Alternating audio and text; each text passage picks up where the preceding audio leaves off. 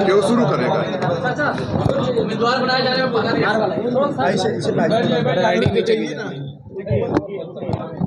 अरे यार मेरे कैमरे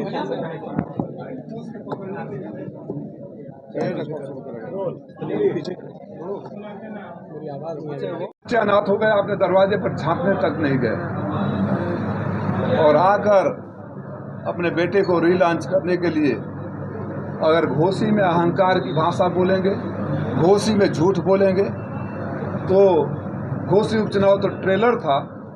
इस बार आपको घोसी की जनता पूरी मूवी दिखा देगी 3 घंटे। बसपा का कैंडिडेट भी उन्होंने सेट कर दिया है और सपा को बड़ी परेशानी होने वाली है, तो क्या लग रहा है क्या भाजपा का बसपा से टाइप है? अब यहाँ के घोसी की जनता समझे, मुझे नहीं पता कि भाजपा का बसपा का कौन सा उम्मीदवार उन्होंने सेट किया, लेकिन घोसी की जनता समझे कि इन्हीं के सेट किए हुए लोग हैं, तो फैसला कर ले कि इनकी जुगाड़ खाली सेटिंग में रहती है, जनता के काम के लिए इनके पास वक्त नहीं है। जो भी उम्मीदवार आएगा इन्हीं का डमी उम्मीदवार होगा। तो अच्छा किया उन्होंने बता दिया, जनता समझ गई और अपना फैसला सुना दी। तो क्या लग रहा है कि बसपा जो भी कैंडिडेट डिक्लेयर कर रही है उसके पीछे बीजेपी का हाथ है कहीं न कहीं सपा को हराने के लिए? लग क्या रहा है? आपने बोला कि वो कह रहे हैं, वही कह रहे हैं ना, हम तो कह नहीं रहे। उन्होंने स्वयं कह दिया कि उन्हीं का डमी कैंडिडेट होगा। तो जो उनको वोट नहीं देना चाहता होगा बसपा को क्यों देगा और उनको वोट क्यों देगा? पहले भी बोला था, आप लोगों को याद होगा, ये वो छड़ी है जो बिना सहारे के खड़ी नहीं हो सकती। राजनीति के भस्मासुर हैं ओम प्रकाश राजभर। इनकी छड़ी को जो सहारा देता है, सहारा पाते उसी छड़ी के साथ उसके पीछे पड़ जाते हैं। भारतीय जनता पार्टी के कार्यकर्ता, मैं और आप नहीं भूल पाएंगे अगर हमारे परिवार के बड़े बुजुर्गों को गाली दिया जाए। हम लोग समाजवादी कार्यकर्ता कभी माफ नहीं करेंगे अगर हमारे श्रद्धेय नेताजी या आदरणीय अध्यक्ष जी को गाली दिया जाए। मैं भाजपा के कार्यकर्ता आज भी याद रखे होंगे कि कैसे उनको दौड़ाकर माँ बहन की गालियां दिया गया, जूते मारने के बाद। आदरणीय महेंद्र पांडे जी को मन से माँ बहन की गालियां दिया गया। आदरणीय जोगी साहब को भी का कटोरा लेकर भिजवाया गया और साहब मोदी साहब को गुजरात भेजने की बात कही गई और नहीं कर पाए तो अपने बाप की औलाद न होने की भी बात कही गई। उस पर तो नहीं जाऊंगा, लेकिन मैं कार्यकर्ताओं से जानना चाहता हूं कि क्या आपके नेता को गाली देने वाले, आपको जूते मारने वाले के साथ आप खड़े होंगे? आपके अंतरात्मा इस बात की इजाजत देगी? भारतीय जनता पार्टी के साथियों से मेरा एक विनम्र निवेदन है कि रात को सोने से पहले इस पर आत्ममंथन जरूर करिएगा। पीडीए की बात करेंगे, पूरे समाज बात करेंगे? मैंने कभी जात धर्म पीडीए में पूरा समाज आ जाता है। पीडीए में कौन सा है, कौन सा समाज छूट गया? ये से आप लोग अपने तरीके से लेते हैं। राष्ट्र अध्यक्ष जी ने कई बार कह दिया, ये से अगड़ा भी है, ये से अल्पसंख्यक भी है, आदिवासी है और आधी आबादी भी है। तो पीडीए में तो सभी समाहित है। लेकिन तमाम जाति के जो नेता अलग अलग हैं, छोड़ते जा रहे हैं। आपके गठबंधन को छोड़ के लोग जा रहे हैं। जनवादी पार्टी ने अलग हो गई, अपना दल अलग हो गई।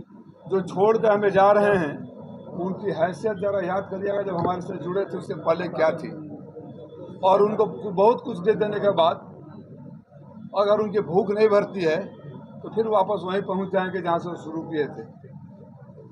Thank you.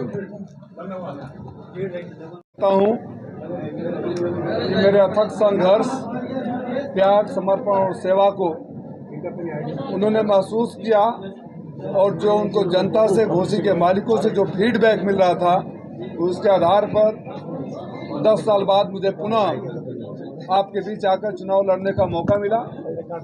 इसके लिए मैं अपने उन तमाम घोसी के कार्यकर्ताओं का भी आभार व्यक्त करता हूं, अपने जिले की कार्यकारिणी के अध्यक्ष समेत सारे पदाधिकारियों का भी आभार व्यक्त करता हूं और उन जनता का भी आभार व्यक्त करता हूं जिन्होंने सर्वे में अपना ये फीडबैक दिया कि अगर राजीव राय प्रत्याशी बनकर आते हैं तो उनको कोई हरा नहीं सकता।